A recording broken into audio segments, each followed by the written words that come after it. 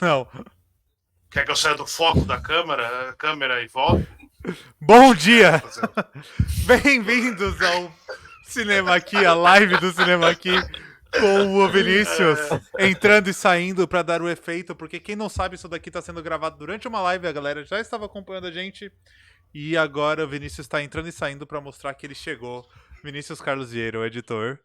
E hoje o convidado, que já esteve com a gente mais vezes, protagonizou um dos melhores momentos, que foi agredido pela placa enquanto a gente fazia a live.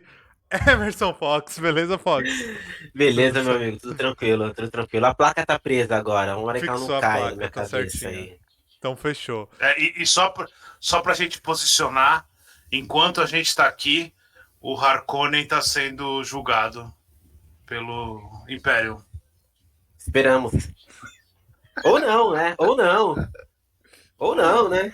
Ai. E hoje Continua. A nós estamos. referência tá aí, a referência tá aí. Já Sim, ficou a referência aí. beleza. A E minha hoje. referência é aonde tem tempero, tem tudo. Onde tem. Não era É, bem isso, exatamente, é mas ficou Bahia, é assim, Bahia. entendeu? É Duna é na tempero. Bahia. É, Na do Índia. na... E a gente tá aqui hoje para falar sobre Duna, o novo Duna. filme dirigido pelo Villeneuve. Falei bonito, você viu, Denis, né? Denis Denis, Villeneuve. Só fazer o É Denis bico Villeneuve. Villeneuve. É que o bico sai. Villeneuve. Só É, pôr a língua pra cima e fazer é. bico. Denis Villeneuve. E O cara que inspirado, não erra. Pode ser o nome dele. Denis, o cara que não erra, Villeneuve. inspirado num dos maiores, se não o maior clássico dos livros assim de ficção científica, que sedimentou assim muita coisa que a gente entende enquanto ficção científica hoje. É isso, né? Vini, um É. dos especialistas em literatura de cinema aqui. Eu falaria que é. Eu não sei. É que tem aquela parte daqueles livros do século. Final do século XIX ali, o H.G. Wells, etc., né? Você tem toda Ah, sim. uma importância, mas eu acho que em termos de importância, de grandeza e de legado, eu chutaria que o Duna é o livro mais importante da ficção científica do século Eu, XX, eu pelo nunca menos. li o Duna. A gente Não. estava falando antes aqui, né? Ah, Eu nunca li. Mas a impressão que eu tenho é que, assim, ele meio que já existia esses livros, tipo Wells antes, já tinha ficção científica, mas eu tenho a sim, impressão que ele foi um marco, assim, de é. determinar, tipo, algumas características, alguns padrões de ficção científica, pelo que eu É, li, é que veio a partir de Duna. sim, sim, Mas concordo. já que já começamos a falar sobre isso, explica o que é o Duna. Porque, assim, é um livro clássico de ficção científica. Mas eu, sendo bem sincero, eu não tenho ideia, assim, de o que é o Duna verdadeiramente. Eu sei muito por Eu vou cima. falar sobre o que o Dune Fox vai complementar. Pode O Dune ser? é um livro lançado em 1900 e eu não vou lembrar a data. Acho que é O sessenta Fox eu e tenho oito por certeza que ele aí. sabe 68, se eu não me engano. É, Então ele é o auge da contracultura ali, ele começou a ser escrito um pouco antes, Guerra tal. Fria. É, e ele é um livro sobre um império, né, galáctico, há não sei quantos centenas de milhares de anos no futuro, e esse império galáctico ele é todo estruturado em volta de um negócio chamado uma especiaria, um troço que sai dessas areias, desse lugar, desse planeta, e que esse troço, ele, na verdade, ele movimenta tanto a parte de comercial quanto a parte tecnológica. Então, assim, todo esse império, ele é baseado nesse planeta. Então, como esse planeta tem esse é importante, então ele é né, a cada período, ele vai indo para a mão de um clã. Né? Então, esse clã vai lá e aí ele explora comercialmente essa especiaria para o resto da galáxia. Então, o livro começa quando o clã que estava lá, os Harkonnen, eles vão ter que ceder o espaço para Atreides, né? E aí, quando eles chegam lá, né, coisas acontecem e tem uma traição e aí, por alto, né? E aí o herdeiro dos Atreides acaba ficando meio que sozinho dentro daquele planeta, perdido ele com a mãe dele, e ele tem que arrumar a Sim. ajuda dos Freeman, que são o Deus, pessoal que já mora em Arrakis. Então, Deus me não, livre, Freeman Vini, rapidinho. é um Não, Freeman entendi. Eu ia falar Deus me livre, não era Deus. Deus me livre falar de política nesse canal. Mas seria, pelo que você está explicando, é bem parecido com a relação da Europa com o Oriente ali na questão de exploração. não é bem parecido. É isso, né? É isso. É isso, É isso. isso. Com o Oriente e a África. É por isso que é importante. É por isso que é importante falar que é um livro escrito durante o período da contracultura ali. Assim, ele é bem influenciado por uma série de situações e uma série também da contracultura mesmo, de olhar para trás na história e tentar entender o que foi feito para tentar ajustar aquilo, compensar aquilo, mesmo que seja culturalmente e tal. Então, é um negócio que está olhando para trás, ele não está olhando só para a África, ele está olhando desde a parte de cruzada até a África, até o mundo árabe, até o Oriente, ele está enxergando toda essa parte e bem dividido mesmo na parte de opressor e oprimido, assim, sempre. Então, não dá para falar desculpa, estragaram o meu livro de ficção científica com política, porque Duna é política desde a primeira página. Colocaram política no meu livro. Colocaram política no meu livro. Eu acho assim, desses universos que eles criam, assim, de ficção, o Duna disparado é o mais político, na minha opinião, assim. Porque igual ele é só político. Ele é só político, exatamente. O que o Vini falou é exatamente isso. Ele trata não só algo que vem nem das cruzadas, porque existe uma guerra santa antes de começar o filme, rola uma guerra santa, porque é o seguinte, aí é onde eu acho que ficou claro que é o filme não, né, no caso, a ideia dele foi ser algo mais político, porque existe uma guerra santa, né, uma moça lá, ela descobre que num planeta que ela vive, as máquinas estão controlando ali, estão deixando a galera meio catatônica e tal, tipo, os humanos não fazem mais nada, praticamente a máquina fazem tudo, e aí ela descobre que existe um clã de máquinas ali que estava controlando esse planeta, e aí vai indo, é muito detalhe, porque são bastante livros, né? E aí ele descobre que, na verdade, essas máquinas estavam à mercê de uma outra pessoa que também era meio que um híbrido ali entre humano e máquina. Por que eu tô falando nisso? Porque a partir daí, essa guerra que se expande por todo esse universo, né, a humanidade toda pelo universo, eles meio que eles fazem um ponto ali que, a partir dali, a máquina ela tem uma limitação.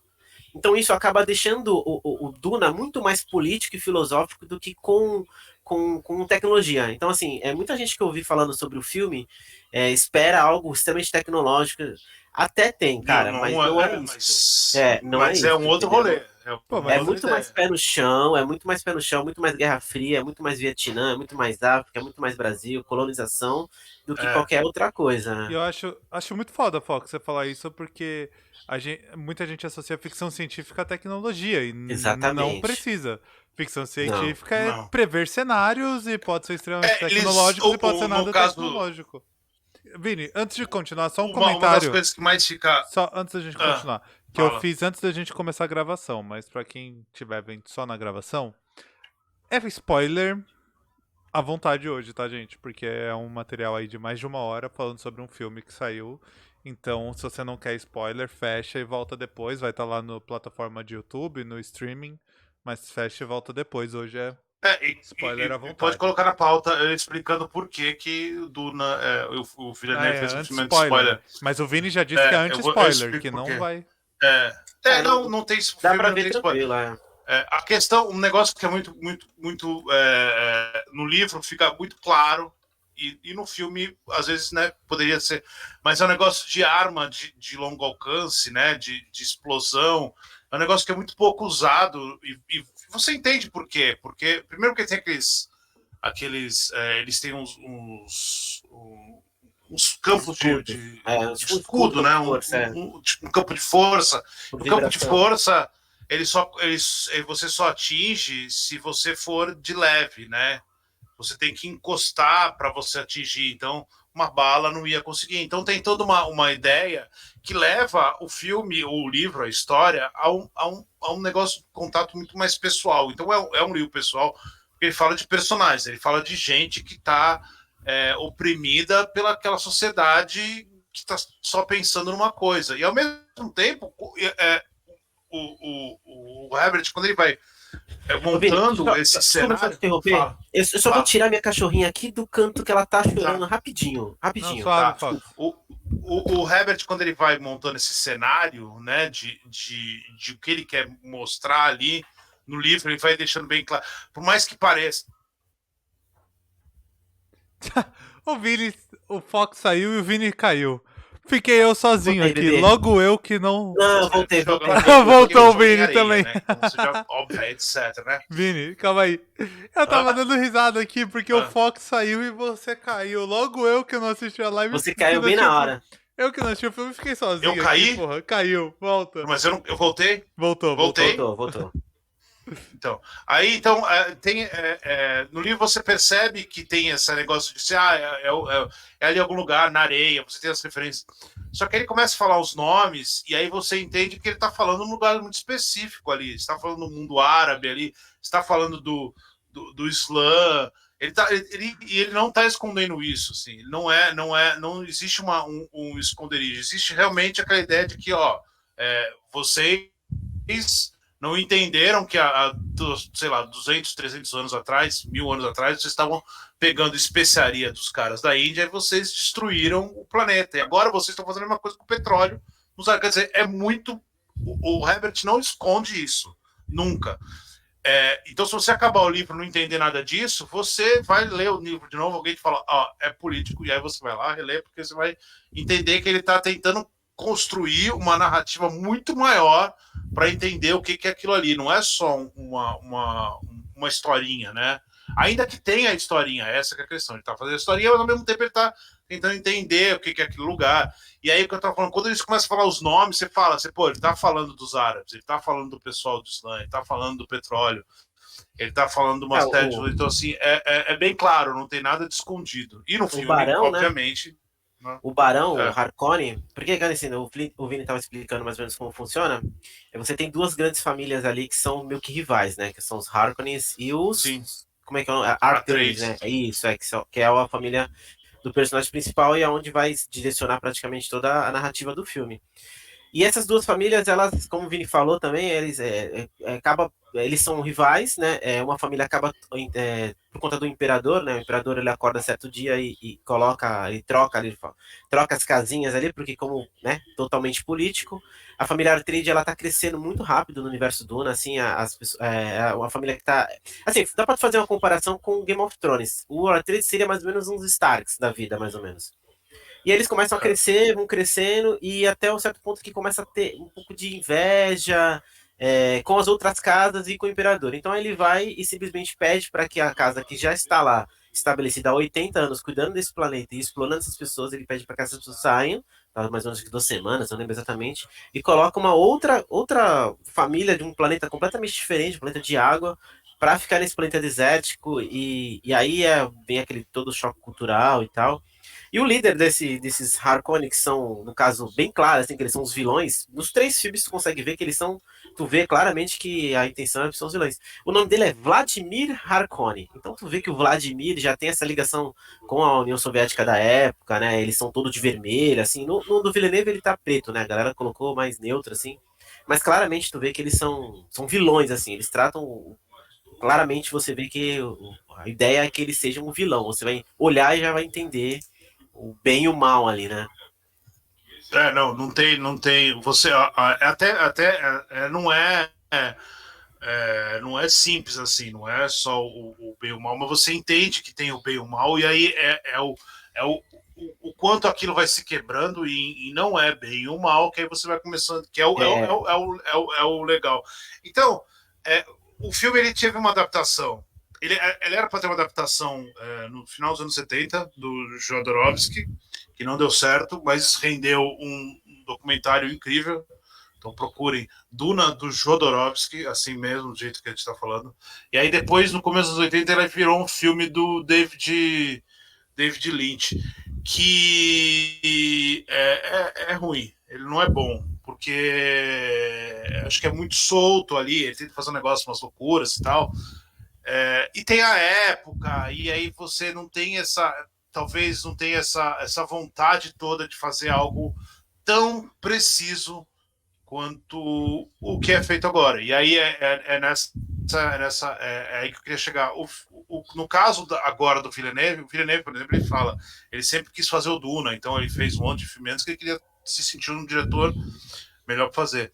E o que ele faz nesse é justamente o que eu estou te falando. Ele faz um filme anti-spoiler porque ele é muito preciso no filme, ele é muito fiel ao livro, tão fiel ao livro que ele acaba no momento em que o livro, no meio do livro, e é o meio do livro que é mais ou menos até onde vai a sinopse geral.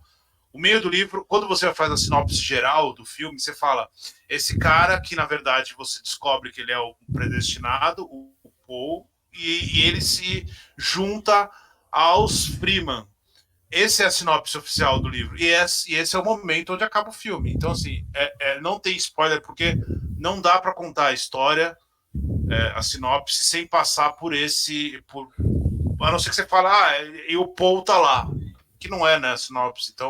Então o Villeneuve ele vai muito preciso, assim, nesse sentido. Esse filme, e ele então, é muito fiel mesmo. Basicamente uma introdução zona, assim. Ele é Sim. tipo a grande introdução do livro.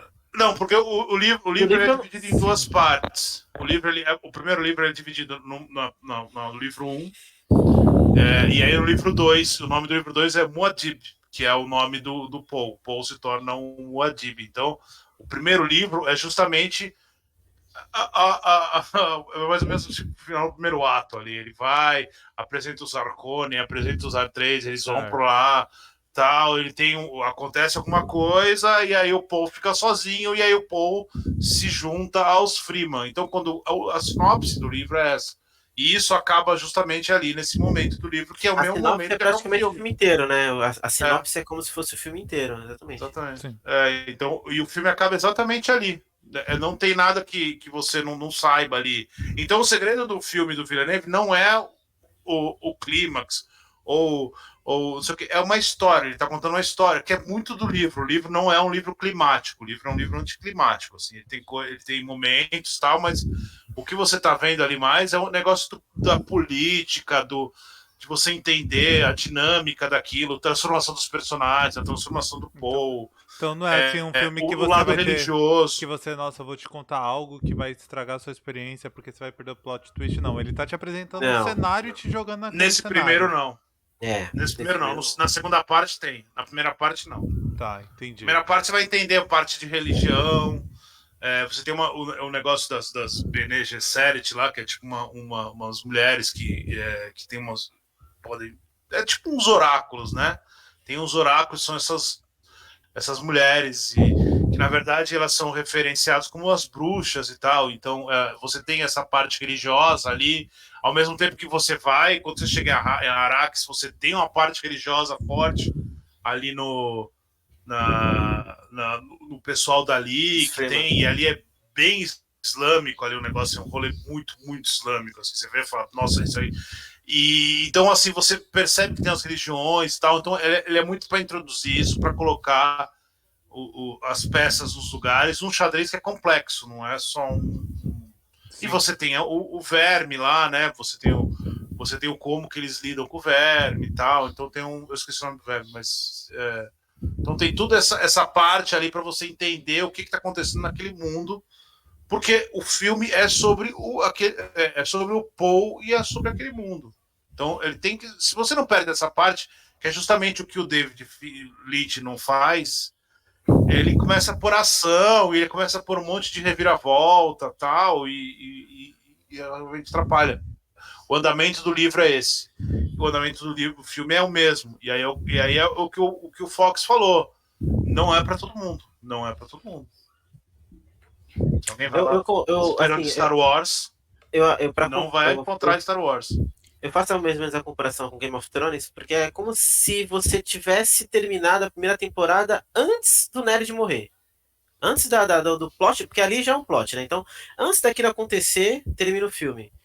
Entendeu? Então, tipo, dá essa introduçãozinha. O Vini tá falando bastante coisa legal, e assim, só pra deixar, cara, que são 6 filmes, então tem muita coisa de detalhes, Não sei se vai fazer 6 filmes, né?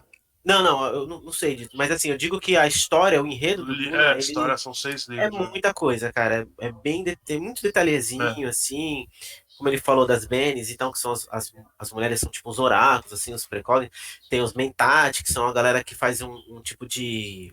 Eles fazem cálculos muito rápidos, né? Eles também são tipo de um oráculo, mas sem esse poder mental que as mulheres têm, né? Que é, ó, é poeira no nariz. Aí você Sem tem spoiler. também as máquinas, né? Os Isso é, homens. isso é spoiler, mas é aí, ó. Os caras é poeira no nariz, cara. É, É especiaria pra dentro. Dá nisso da especiaria é. pra dentro, você começa a fazer cálculo Cheirando de cósmico. especiaria. Essa que é a ideia. Tem Verdade, umas não é espécies de mentira. A aliens ideia também, né? Mas todo mundo ali é poeira no nariz, né? Praticamente. Não, é porque. O Paul descobre quem ele é depois que ele dá a primeira Depois que ele ali. chega Ele da chega lá e narigada. fala, porra, o que eu tava fazendo no plano de água, né? Ele fala.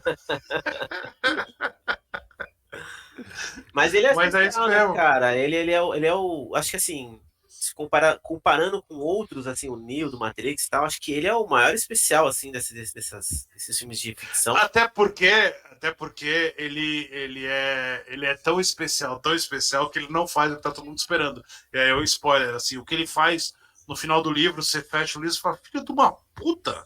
É. Olha, cara, por que você tá. É sério mesmo, seu desgracento, seu moleque desgracento. E aí você fecha, aí você fica pensando, falando, não, ele tá certo. Porque a ideia do Herbert é não criar o herói que você acha. Certo. Ele parece que ele tá Vamos dar um te dando tudo spoiler. isso, né? Ele parece que ele tá te Vamos dando dar. tudo isso, mas na verdade não é bem assim também. Exatamente. Dando spoiler, nem o predestinado ele é. Essa Aí, que é ó, a maluquice. isso é algo que eu já não Esse é o sabia. spoiler. Ele tá dando Eu sabia spoiler que do tinha último. outros predestinados, mas eu não sabia que ele era. O Vinícius tá dando Não, spoiler dos porque filmes que nem saíram ainda. Lá, o Vini é. Não, mas o legal Vini é disso, de você pensar no livro e no filme e o quanto ele está conseguindo fazer isso, é que é a evolução do Paul. Assim, É verdade. Daquela pessoa insignificante que não serve para nada até um cara que vai ter uma importância enorme na galáxia.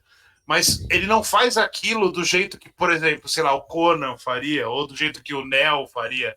É um outro rolê, e o Herbert sabe que ele está fazendo isso de um outro jeito. Ele sabe que ele está fazendo. Ele tá fazendo uma revolução do proletariado ali, mais ou menos, assim, o escravo. Ele tem um negócio de revolta do escravo. E ele não. E é muito complexo. Não é o Luke Skywalker cortando. Brigando com o pai, tá ligado? Não é isso. Não é um outro rolê. Realmente é um outro rolê. Por isso que é tão difícil achar que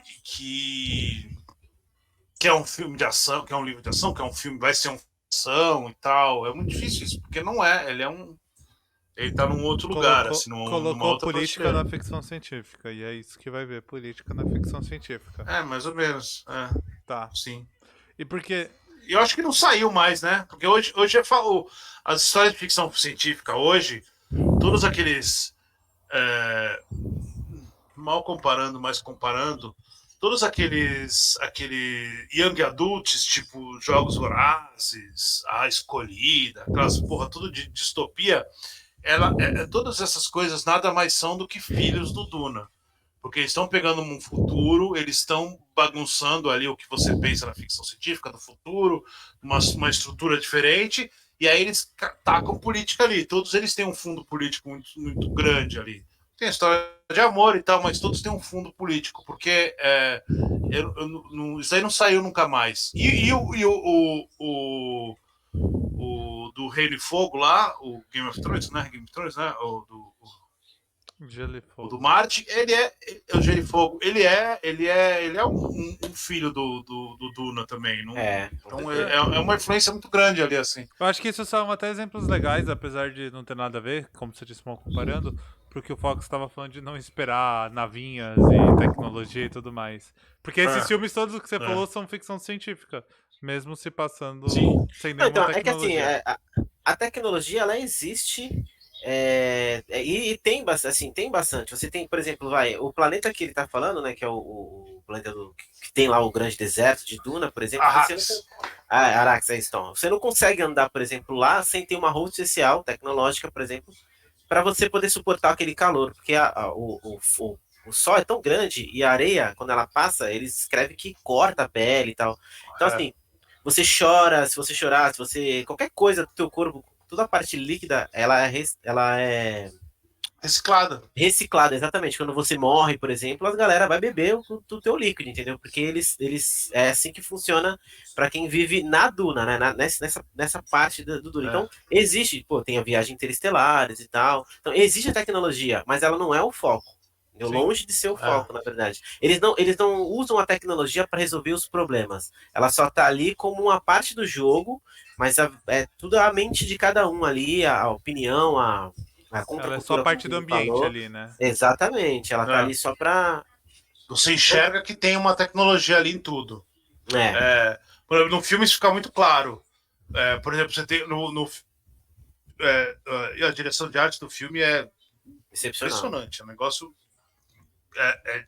Cara, pouquíssimas vezes eu fiquei olhando tanto para um filme para tentar entender o mundo que ele estava construindo. E pouquíssimas vezes você fala aí, sei lá, Senhor dos Anéis, essas coisas assim que você vê que tem Star Wars, que você tá vendo que é um mundo ali. Os caras criaram um mundo. E aí você tem umas tecnologias que você percebe, por exemplo, a porta não é tecnológica, a porta abre e fecha. O trinco da porta abre e fecha. Sim. O negócio abre e fecha. Tudo normal. Só que aí a luz do negócio, a luz do ambiente, ela não é uma luminária, ela é um drone que fica andando do lado deles. A tecnologia do Duna tá aí, assim, ela não tá no grande, numa grande, não, ela tá no negócio sutil, ela tá no, por exemplo, a nave lá, o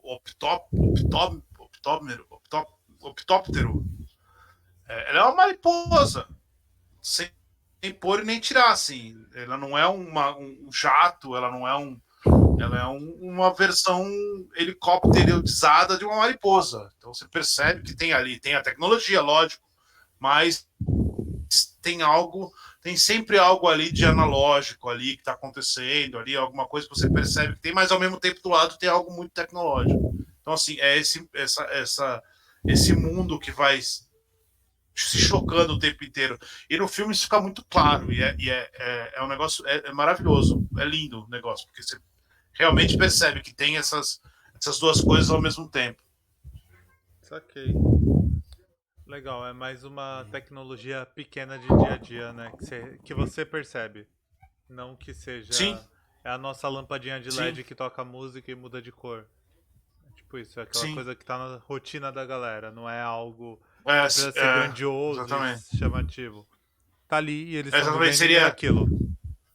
sei lá, alguém de 1980 Vendo uma luz ver o acender. LED. Não, alguém do É. século passado, século retrasado, Vendo um vendo uma drone. luz acender, vendo um drone. Umas Vendo coisas um assim. drone. É. Legal. Isso é Tem legal. muito analogia ao que a gente chama de drone hoje, né? Tem bastante coisa voando, assim, porque tem arma, né? Nesse filme tem uma cena que é tipo parece um inseto, mas na verdade é tipo uma arma, que é tipo um drone pequenininho assim e tal. Tem esse que eu falei, mas assim, ele não é controlado sozinho. Aí que tá também. Por mais que seja um drone ali, você tem uma pessoa por trás controlando aquela tecnologia. Então a tecnologia, ela não é o ponto mesmo, né? Não, legal. Um negócio que é muito, muito louco, e aí isso é óbvio resultado de droga do escritor. Achei que era do Que Villeneuve. não, Também. o cinema vai ser difícil fazer ter essa impressão. No livro você tem essa exata impressão. Você tá. Como teoricamente aquilo ali é uma evolução da humanidade de hoje, dos dias presentes, né? Por lá, não sei quantos centenas de milhões de anos para frente. O Herbert ele coloca coisas ali que você percebe que são da atualidade nossa, mas ao mesmo tempo ele coloca outras, ele muda o nome de alguma coisa Então é muito louco de ler, porque às vezes ele tá falando, de repente ele faz uma referência a um videocassete. Eu não lembro exatamente, mas por exemplo, ele fala assim, não sei o que, é que nem uma fita cassete. Aí você fala, porra, eu entendi. Então realmente ele tá falando uma fita cassete. Aí do lado, na mesma página, ele fala do, sei lá, do Sírio. Aí você fala, o que é Sírio? Aí 3 páginas depois, você descobre que Sírio é colher. Ponto. Então é uma grande pegadinha de. Ao mesmo tempo, você vai ver um monte de coisa que você achava que você não estaria porque era ficção científica, e ele dá nome para coisas que você não espera só para criar, para falar que teve uma evolução. Isso no filme não vai conseguir fazer, porque né, é menos, mas, Você fala, por você exemplo, vê o tem uma hora que eles vão Sírio. tomar café. Não, eles falam que eles vão tomar café. Fala assim, a gente vai tomar café. E aí você fala, porra, mas cacete, é café mesmo? Aí o pessoal vai lá fazer café.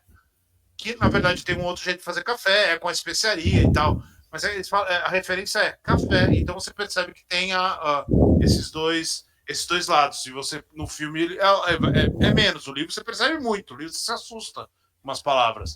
Mas ali no filme é bem de leve. E é bem com esse intuito mesmo de mostrar que tem esses 2 lugares ao mesmo tempo. É bom falar. Para o diretor de arte, nossa, é tudo que o cara quer na vida, né? O bom legal também de Pode falar é inventar porque a especiaria, né, que é descrita no filme, ela é pra tudo, cara. Tipo, ela funciona como combustível, como localizador, como comida, como tudo, tudo. Praticamente tudo. é por isso que o cara, né, fala, né, assim, se você controla as especiarias, você controla o mundo. E isso aí exatamente é uma pequena frase que vai resumir todo o universo Duna. Porque, como eu falei, tipo, alimentação e tal. Só que ela interfere também na pessoa, né? Então, os Freemans, que são as pessoas que moram lá, o povo que mora lá, eles têm uma característica do olho muito azulado e tal. E todas as pessoas que têm muito consumo de especiaria, ela tem um olho bem azul, bem claro, assim, tu consegue distinguir aí, mas ela funciona para tudo. É tipo como se fosse um petróleo que você pudesse comer, que você pudesse fazer certas coisas, entendeu? É bem interessante esse lance aí. E só tem em Duna, tá? Só para deixar claro. Eu ia fazer uma piada horrível. Só tem Arax. Eu ia falar que Arax. Eu ia fazer uma piada horrível. Eu ia falar que é tipo o Césio 137. Eu nunca comi. Menos forte. Eu não fiz café com o César. Os caras fizeram, né? Tipo, colocaram na comida, colocou no carro, colocou em tudo. Mas falando sério, sem essa piada de mau gosto, seria mais ou menos tipo o petróleo. O petróleo não, tipo o açúcar, assim. Que é algo, tipo, que funcionaria em muita coisa. Mas não, o petróleo, tipo petróleo. também. Não, é que eu tô pensando em alimentação não, tudo aí, por isso eu pensei o açúcar, o petróleo. saca? Mas é o petróleo. Não, mas a referência é ao petróleo. A maior é o petróleo mesmo. Até porque que eu tô falando ele que eu tô falando tá seria... no mundo islâmico, né? Ele tá no mundo islâmico. Claramente tá se tratando de petróleo. Eu tô falando da questão assim, a especiaria, algo próximo que a gente teria talvez fosse o açúcar, tipo, que você faz tudo a partir dali. Não, em termos de comerciais, é especiaria referente a especiarias mesmo. Especiarias real. Da Índia. Tá. Aquilo, o que, teoricamente, o que as especiarias fizeram pro mundo, né? Toda a transformação que fez ali os Spice, né? Tem outro nome lá do Arax, fez exatamente, para ali. Então, teve que ter o comércio, teve que desenvolver uma série de coisas para ter que ir até ali, que é a mesma coisa que aconteceu nas navegações. Teve que desenvolver uma série de tecnologias para ter que ir lá buscar as especialistas. Então, a referência é a mesma, mas nesse caso... E aí que entra, né? Aí que entra a colonização cultural, contrabando, escravidão, entendeu? Tipo, ele acaba virando a base de várias dessas coisas assim, entendeu? Sim, só que legal também que é o que ele discute muito. Quando a gente tá falando agora sobre o que ele falou antes e o que a gente tá vivendo hoje, a gente pode fazer, por exemplo, fazer um intermédio aí com a guerra, o jihad, com a tecnologia que a gente usa hoje do celular, cara, entendeu? Porque ele deixa bem claro que as pessoas não estavam mais pensando, não estavam mais procurando fazer mais nada e ficavam o dia inteiro à mercê das máquinas. E hoje a gente tem o celular que faz praticamente tudo aí, hoje em dia né? Você tem tudo isso aí pra a nosso favor. Então, eu vejo muito desses pequenos detalhes que eu acho que ele nem sabia que ia acontecer, mas ele talvez, né, já fez alguma previsão ali, ou alguma leitura que se encaixou perfeitamente, né? Você falou jihad. No livro ele fala de jihad, acho que é É jihad. Jihad Luteriano o nome da guerra. que é o Jihad nome da guerra. Luteriano, é a primeira guerra que acontece lá. Para não ter problema de você não entender a referência. Exatamente. Quando ele falou jihad, na real, eu achei que ele nem tava falando do mas filme. do Aí livro. depois eu entendi que Ele era não- do ele filme não- mesmo. Não. Não tem referência, né? Não é nem referência, ele tá citando nominalmente, é o jihad. Não é referência. A ideia de jihad, só que dentro daquela situação. Então é político, ponto. E é jihad porque, exatamente, assim, apesar de ser uma guerra de tecnologia, se encontra ali a religião, porque eles começam a questionar o culto à tecnologia e o culto aos deuses, as religiões que ele tem lá. Então, por isso que vira uma guerra santa com o nome de jihad. O Bluteriano é porque era o nome da mulher que começou com toda essa revolta e tal. Porque foi uma revolta. Mas, assim, é legal falar isso, mas isso não aparece no filme, não tem citação no filme. Não, nem deve aparecer nesse. Cara, isso aí é só pra gente fazer. Mas só pra gente fazer essa analogia, é pra gente entender que a política, como eu falei desde o começo, né? É a política ali de uma forma mais clara, na tua cara. E só pra explicar pra quem não entendeu o termo, porque nem todo mundo é obrigado a saber, jihad é o termo, tipo, da guerra santa islâmica, assim, tipo, é o jihad. Quando você vê os caras indo pra guerra, dispostos a morrer pela religião, eles estão indo para o jihad. É isso, tá? Então, e, por exemplo, tem um negócio muito claro no... Isso não rola só no islamismo, é que o nome do islamismo é o jihad. Deixando claro e como já teve, né, jihad e tal, já teve, então fica mais popular. Mas, por exemplo, os Freeman, né, que não é Freeman de graça, eles são os homens livres, mas não escreve Freeman, escreve F-R-E-M-E. Né? Achei que eram neoliberais. Você não fala... eles não são neoliberais. Mas eles é tão islâmico o negócio, tão islâmico. Primeiro porque eles vivem no meio do deserto, primeiro porque eles usam eles cobrem a cabeça, as mulheres cobrem a cabeça, tudo certinho. E eles têm um deus específico deles. Ninguém mais tem o deus deles. O Messias, né? Muito específico. Não, ele tem o Messias, e o que aí é o que eles acreditam, e eles têm um deus específico. E aí seria o spoiler tal, mas é um deus específico. Assim, eles têm o dialeto deles também, existe, né? E eles falando é mais árabe possível, né? Então, assim, tem essa mesmo para ninguém ter dúvida ali, assim. Tem esse rolê. Que pra mim é incrível, porque você tá vendo uma ficção científica extremamente ligada a. Você vê que é referência, você vê que é alguém que tentou sair da mesmice, né? É incrível. O Duna, como a gente falou no começo, ele é considerado um dos ficção científica mais importantes, assim, de ter revolucionado e tal. E eu realmente não sabia muita coisa, sabia só superficialmente sobre Duna. Vocês me falando, assim, deixar mais claro porque que ele é tão importante. Aparentemente ele consegue pegar todo o contexto socioeconômico do mundo, não só de uma época, mas de diversos momentos diferentes, colocar aquilo dentro de uma grande referência e tentar discutir o mundo dentro de uma brincadeira ali, de uma ficção científica. Discute. E ele traz todas as eras. Começou a falar em feminismo ainda. Então, eu vi que você pôs na pauta. Não falou de feminismo ainda. Mas e outra também. Exatamente isso, cara. E assim, é aquele lance também do oprimido quando se torna vai oprimir, entendeu? Então também tem isso, tem toda essa reviravolta. Entendeu? Acaba acontecendo isso aí, do cara que tem ali um povo, e aí talvez ali é uma situação que ele acabe traindo o povo dele porque ele quer um benefício dali, entendeu? Cara, é muito interessante, de verdade, assim. Eu vou ser sincero também, eu não li o livro, né? Eu conheci o Duna através do hype do filme do Villeneuve, né? E eu vi os 3 filmes, cara, e assim, o Vini falou que o primeiro é ruim, e é ruim mesmo.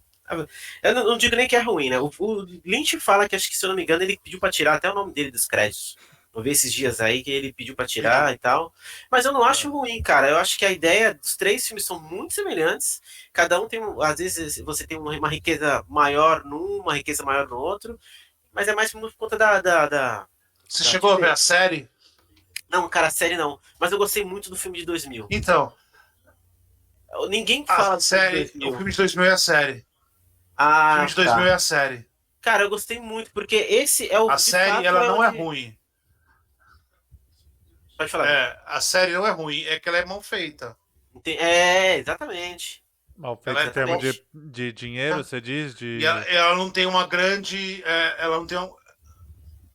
É, Tá. É é uma porque... série para TV dos anos 2000. Exatamente. Então, assim, ainda que tenha um grande dinheiro e tal, você não tinha um grande diretor envolvido, você não tem um grande Ninguém elenco envolvido, trabalhava, você né, não com tem série de um TV, né? dinheiro para você fazer efeito especial. Saquei. Exatamente. Então, assim, ela tenta ser muito fiel num monte de coisa, mas a qualidade é ruim. Então, assim, os atores são ruins, a direção é ruim, direção de arte não tem muito dinheiro para fazer as coisas. Então tem aquele. Tem cara de chroma key, as coisas, sabe? É, Mas ele é muito preocupado em fazer e ser fiel. Tanto é que acho que eles fizeram 3 séries. 3 temporadas separadas, né? Filhos de Duna e tal, e a primeira acho que tem 6 ou 7 episódios, quer dizer, são 8 horas de Duna, assim, a primeira temporada. Fica um tempão. Então, você falou, por exemplo, eu vejo do lance do escudo, né? Porque assim, né, cada família, cada classe ali, né, no sistema deles, eles têm umas peculiaridades. Então, por exemplo, o povo que é dos Artemis, que é o do principal, ele tem esse escudo que o Vini falou, que é tipo uma vibração que tá ali, mas os Freeman não usam isso, eles não usam esse lance, porque isso atrai os vermes, né? A vibração na areia atrai os vermes. Então, eles já são uns guerreiros totalmente diferentes, eles na forma de lutar, eles já são completamente diferentes, tal. Então, tem esse é bem interessante esse lance também de cada um ter meio que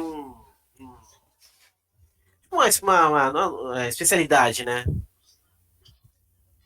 Sim. São bem São diferentes, não tem habilidades como. diferentes, né? A ideia Habilidades, perfeito. Sim. E aparência mesmo. Isso O, pro filme é no filme, então, no Villeneuve ficou assim, muito bom, muito bom. Tu vê que é uma vibração mesmo. Mas, cara, assim, se você for. Cara, é difícil comparar, é óbvio, né, cara? Mas o do 84 é um quadrado. É como se fosse um quadrado. O cara entra num quadrado, assim, bem esquisito. Não dá nem pra entender direito. Mas, assim, o que eu fiz? Eu peguei um pouco de cada filme.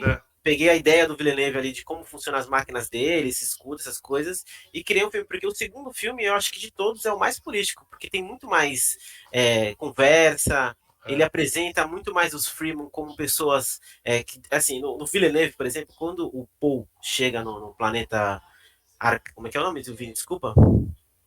Arax. Quando ele chega no planeta, ele tem todo esse problema cultural, né? Ele chega e acha que, não, peraí, isso tá errado, vou fazer assim, mas, por exemplo, se tem as árvores ali, né? Algumas árvores ali e tal, não sei o quê, e essas árvores consomem muita água. No segundo filme, não, desculpa, no filme do Villeneuve, o Paul chega e fala, não, peraí, essa água podia estar salvando famílias, né? Não, mas não é bem assim e tal. Aí no segundo filme, por exemplo, quem faz esse questionamento é a mãe do Paul. Aí ela fala: não, a partir de agora, a água dela vai ser distribuída para as pessoas. Só que isso também gera outros problemas, entendeu? Acaba gerando outros problemas. Então tem isso da cultura aí, que eu nem lembro onde eu chegar, mas enfim. Sem problema. Bom é que você chegou em algum lugar. O foda é se você não tivesse chegado em lugar nenhum. Cara, de verdade, assim, é muito legal esses detalhes, assim, cara. O Vini talvez esteja me entendendo um pouco melhor por conta que ele viu ali, entendeu? Sim. Então, e tem um negócio muito legal no livro. É óbvio que assim, não tem como. Não é um filme que a gente consegue fazer sem comparar com o livro, porque o Villeneuve, o objetivo do Villeneuve era ser muito fiel. Então ele consegue ser muito fiel. E o foco não tá no universo, né? Então o objetivo é o universo, é mais do que a história, né? Então é difícil você não querer pensar no universo do livro. E tem o negócio do Paul, que a ideia do Paul é que ele consegue o poder dele ele é um Bene Gesserit, né? Ele é ao mesmo tempo ele tem os poderes da mãe e tal. Ele não é exatamente isso, depois explica melhorzinho, mas aí uma das coisas que ele consegue fazer é ver o futuro. E o Villeneuve faz isso de um jeito extremamente bem feito. No livro é muito louco. O livro é incrível no livro, porque ele realmente vai misturando. Por exemplo, ele está fazendo uma coisa, de repente ele está fazendo uma coisa no futuro, e aí você percebe que é futuro, e aí ele volta para o passado. presente, e ao mesmo tempo ele tá enxergando tudo mesmo ao mesmo tempo. Meio o Dr. Manhattan na série. Assim. O ápice do Paul, ele vira o Dr. Manhattan, quase. Ele tá enxergando no final do livro, né? Muito provavelmente no final do filme, do segundo filme, ele tá enxergando tudo ao mesmo tempo. Só que isso no livro ele vai sendo colocado de jeito muito sutil, e o Villeneuve fez isso de um jeito muito sutil e funcionou muito bem. Você entende exatamente o que tá acontecendo. Por que ele tá vendo umas coisas no futuro e aquilo ali não acontece, ou se acontece, o que tá acontecendo, mas ao mesmo tempo. Então, você entende ali. Isso é muito difícil de fazer, cara, do jeito que foi no filme. O filme faz isso muito bem, por causa do editor lá, do cara do montador, assim, o Joel Walker. É perfeito. De fato, é difícil de fazer. A versão do Villeneuve nesse ponto foi muito boa, porque nos outros filmes, assim, né, e dizem também que no livro acaba às vezes quebrando o clima, porque ele começa a meio que dar uma viajada, assim, você não entende bem. Sim. No filme, assim, como eu não entendi, não cheguei a ler o livro, não cheguei a sei onde ele chegou, eu tenho mais ou menos algumas histórias porque eu acabei vendo aqui, me parecia que, sabe que a analogia que eu fiz no começo é que eles eram, sabe o Minority Report, que tinha aqueles pré-cognites? Mais ou menos isso, ele via alguma coisa ali, mas ele não conseguia identificar, mas aquilo ia acontecer. E aí, conforme vai passando, assim, ele vai aumentando os poderes dele, porque ele tem uma carga muito maior de poder nesse planeta Arax por conta das especiarias. A especiaria acaba deixando ele muito mais forte. Então, no começo... A jornada dele era aquela. Então ele era aquela ali para ele ter então. Eu gosto muito de trazer o Fox, porque o Vini vai falando em termos de crítica cultural e o Fox vem falando em termos de game, então é muito mais simples pra entender. O Fox gamifica o negócio. Porra, é muito mais fácil ouvir o Fox, mano. Não, mas ó... muito mais simples, caralho. Minority Report é filme, não é jogo. Não, mas não é Tom Cruise. Não, mas não é as referências não, é a forma de falar. Você é um gamer, você falando... Porque assim, é complexo demais mesmo. Então, assim, pra eu entender direitinho, eu comecei a fazer essas analogias. E de fato, cara, porque no Minority Report, né, você tem lá uma galerinha lá que consegue ver algumas coisas e não claramente, e aí o pessoal vai fazer vai evitar o crime. No começo ali do Poe é isso. Ele tem... Na verdade é o seguinte, né, eu não sei se eu tô queimando a pauta, mas ele vê muito a Zendaya aparece pra ele várias vezes, ela vai ser um personagem muito importante mais pra frente, e ele vai vendo ela, e depois ele vê ela mais alguma coisinha, depois ela outra coisinha, e aí ele vai ligando, e aí, como o Vini falou, ele descobre que era pra ele estar ali, e aquilo tudo ali já tava meio que interligado e tal. E você vê que ele tá tendo visões de coisas que vão acontecer no segundo filme só. Ele mostrou o final do filme já. No primeiro filme ele mostra muito provavelmente o que vai ser a última cena do filme. De leve, mas ele mostra, porque bem rápido, né? Essa sensação que você tem no livro.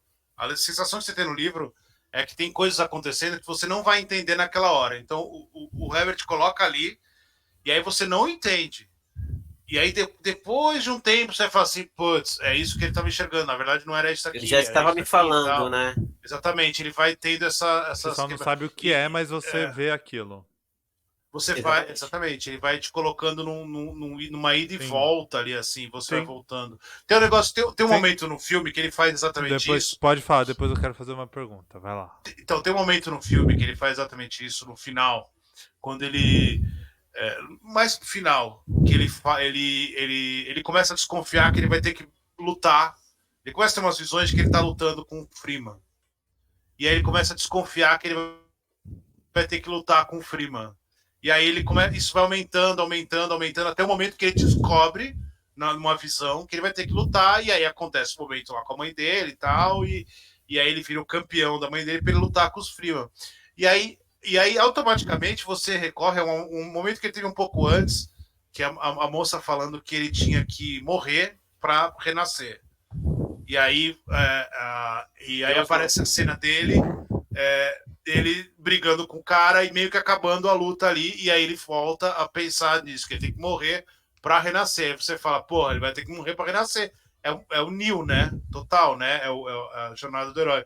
E aí, a hora que eles estão lutando... Hã? O Jon Snow que deu certo. E aí, a hora que eles estão lutando, corta pros Harkonnen e a besta lá, eu esqueci o nome dele, O o Barão. nome do personagem, mas O Barão? não, o outro, o sobrinho dele, Filho. Sim. que é o Batista. David Batista. Como é que é o nome do personagem? É o Raban. O Raban, ele vira pro Barão e o Barão tá lá se cuidando lá naquela piscininha. E aí ele entra e aí você sabe que eles estão começando a luta. E aí ele fala pro Barão Harkonnen: teve uma tempestade, não sei o que, não sei o que, eu tenho certeza que eles morreram. E aí acaba a cena e volta pra luta. Ele morreu ali, não morreu lá embaixo, ele morreu lá em cima na nave, lá na cidade. Quer dizer, esse tipo de ida e volta, que no livro ele faz isso do tempo inteiro, e no filme é muito difícil. E aí o Villeneuve, com a ajuda do Joe Walker, que é o montador dele de um monte de filme, cara, ele faz isso com uma mão na roda, uma mão nas costas, e faz lindo, perfeito. Falei E o editor, Zimmer, né? Porque senão não me corrigiu. é muito difícil fazer isso. Editor não. Não, e o Hans Zimmer também, porque essa cena que eles entram na duna, Sim. a trilha estoura, assim, Hans Zimmer total. Na verdade, tem uma trilha bem diferente. Tudo, né? Ele Tudo, coloca né? tipo, uns batucadas, assim, É. coisa que eu nunca vi ele fazer antes. E ficou perfeito, ficou legal. Eu acho que é um dos melhores trabalhos do Hans Zimmer, eu acho. Sim, Interestelar, né? Tá aí. Com certeza, melhor que Interestelar, não tenho dúvida. Qual é melhor, Vini? Qual a melhor ficção científica, Interestelar ou Duna? Um é comédia e o outro é. Achei que você ia se recusar a responder essa pergunta. Me recuso. Qual é a melhor ficção científica? Duna. Qual é a melhor comédia? Vovozona ou Interestelar? Vou achar que é Interestelar. Aí você vai achar que é Vovozona. Não, mas então, esse negócio é muito louco e esse é muito difícil de fazer. Eu dei essa cena porque ela é muito específica. Sim. Ele falar que ele morreu e aí ele volta pra lá, pra cena da luta, e aí você percebe que ele não vai morrer mais porque ele já morreu. Mas isso tudo tá numa dinâmica assim extremamente fluida ali, tá rolando tudo ao mesmo tempo e você tá vendo ali, você não se perde e é muito difícil fazer isso porque você tem ao mesmo tempo você tem ele ter uma visão, ele luta, ele acontecendo uma coisa com ele tendo a visão de novo, ele voltando para o presente, ele indo para um outro lugar e ele voltando, que isso é mais ou menos o que acontece no livro. E ali ele faz o mesmo rolê. Então é bem também difícil que mesmo. Eu não tenho certeza, mas no filme ele é de menor de idade. No filme não, desculpa, na história. No livro ele tem 15 anos. 15 anos, então. No livro ele tem o que justifica também algumas ideias dele, né? Porque ele fica. Cara, então, como ele tem essas visões, assim, de ir pra frente, pra trás e tal, ele dá umas piradas, assim, do nada, assim, sabe? Dá uns gritos, assim, umas doideiras. Mas é porque ele é muito novo, então justifica algumas coisas que ele faz, entendeu? Mas no filme não, no filme já tu tem o Timothée, que, cara, pra mim ficou perfeito no papel, não sei se o Vini que leu o livro. Incrível. Talvez, né? Não, é isso mesmo, ele é um chassi de grilo pro livro. Cara. O livro é impossível achar que ele vai ganhar alguma coisa. Não tem. Como ela fala, né? Eu achei que você era só um moleque, né? Que ela fala. Que isso que é a transformação dele, né? Ele nunca deixa de ser um moleque, ele nunca deixa de ser o cara chassi de grilo. Mas ele vira o herói de ação do livro e do filme é o nosso amigo Duncan Idaho. O melhor nome da história da ficção científica. Né, cara? A Conde deu uma risada gostosa ali quando você chamou ele de chassi de grilo. Chassi de grilo, mas é. Se liga, a pergunta que eu queria fazer rapidinho, porque eu sei que vocês vão entrar em outro assunto já, mas eu queria fazer essa pergunta. Você citou Star Wars algumas vezes, e você colocou uma pergunta canalha na pauta que eu vou te fazer. Duna é Star Wars pra adulto? É? Com certeza. Chamar o Web semana que vem pra gente discutir Duna e Star Wars para adulto? Cara, se o Rian Johnson dirigisse todos os Star Wars, a gente poderia discutir outra coisa. Como não é o Rian Johnson, Duna é Star Wars para adulto. Então tá. Fica aí Você também acha isso, Fox? Eu ia perguntar, Fox não acha. Fox não dá essas opiniões polêmicas. Eu prefiro ficar. Eu prefiro continuar sendo um cara legal. Cara, assim, apesar de Star Wars ter esse lance de política, Star Wars é outro. Outro tipo de referência. O Duna, no caso, não. Como a gente tá falando há muito tempão aqui, é nu e cru ali. Valeu, Final Impact, por seguir a gente. Bem-vindo. Abraço. Ah, Final. mano, grande amigo meu, Anderson.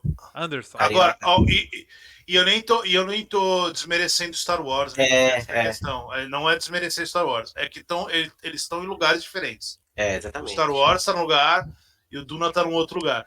E aí eu falei do Ryan Johnson porque o Ryan Johnson, ele por um segundo ele tentou fazer algo que colocava o Star Wars num outro lugar.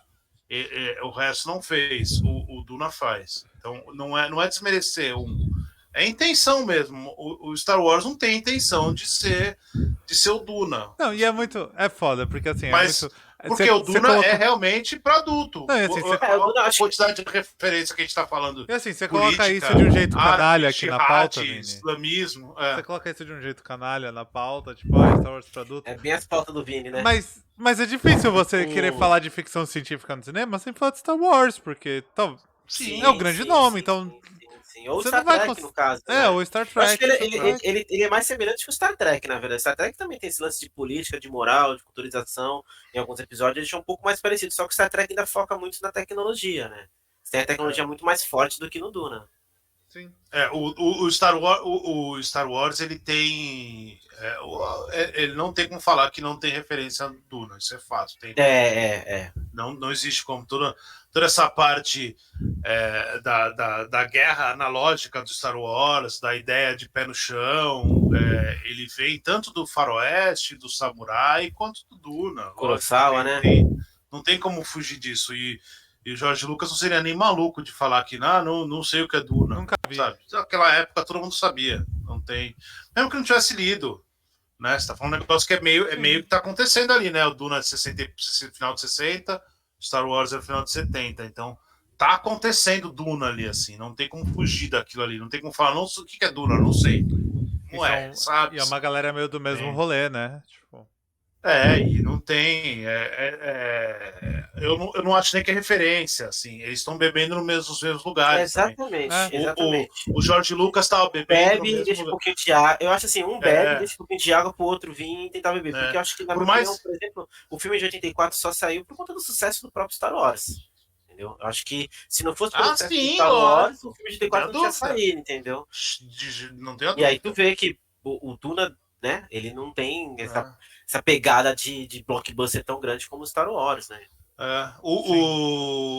Por mais que as pessoas achem que não, o Jorge Lucas, a gente falou isso procurando outro podcast aí, a gente falou da influência da política no Star Wars. Então, a política que o Jorge Lucas está bebendo ali é a mesma política que o Herbert está bebendo ali.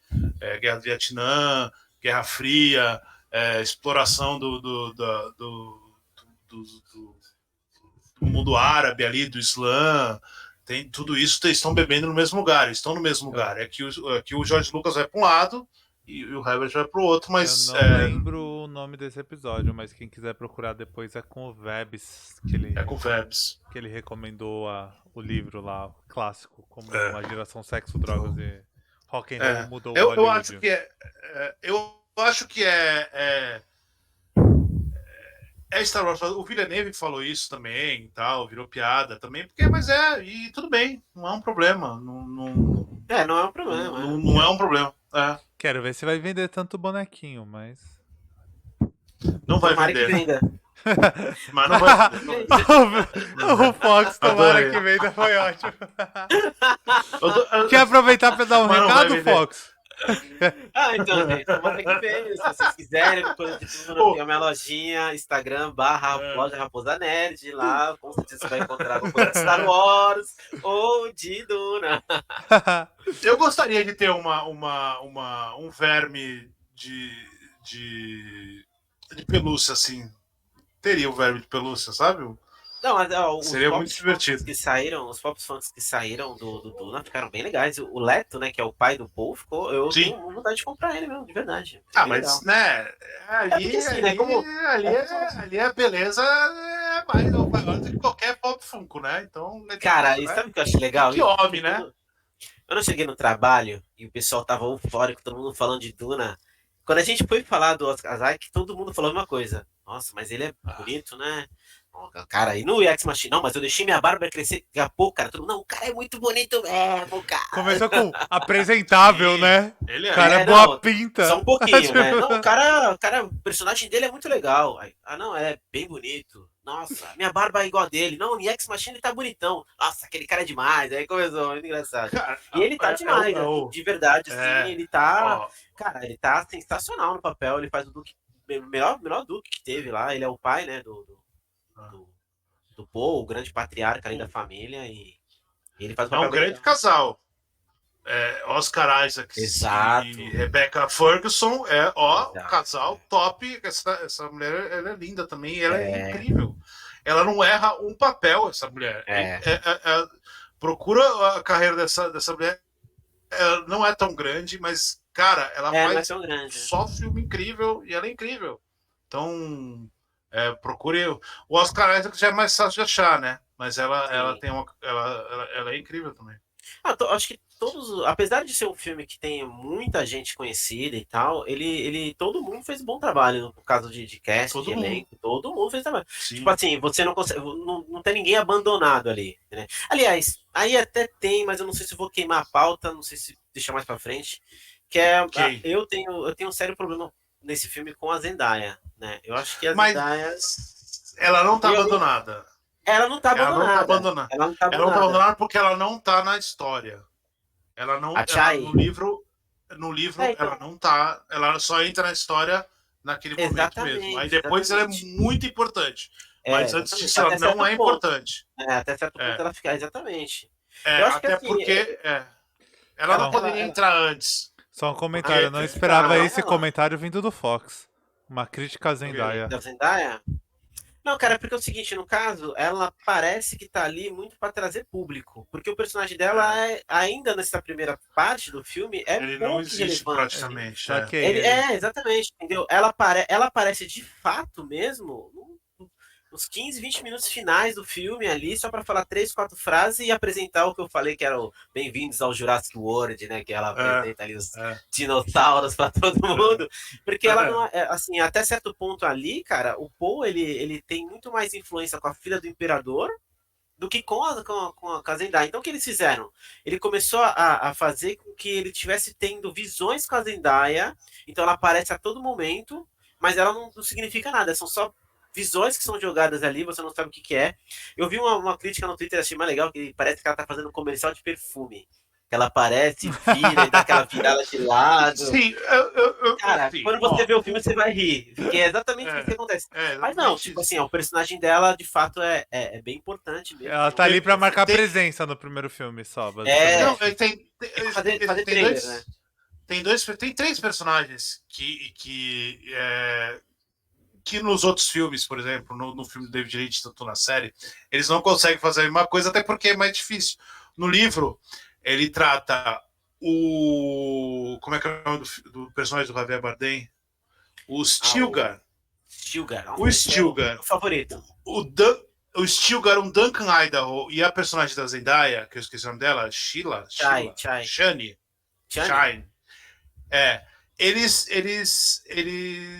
O Duncan Idaho, ele tem um papel muito pequeno no livro. Ele aparece 3 vezes no livro. Ele é falado e tal, mas ele aparece 3 vezes no livro e ele morre. Ele morre. E aí você não acha que ele morreu, porque você fala, não é possível que eles mataram esse personagem incrível aqui.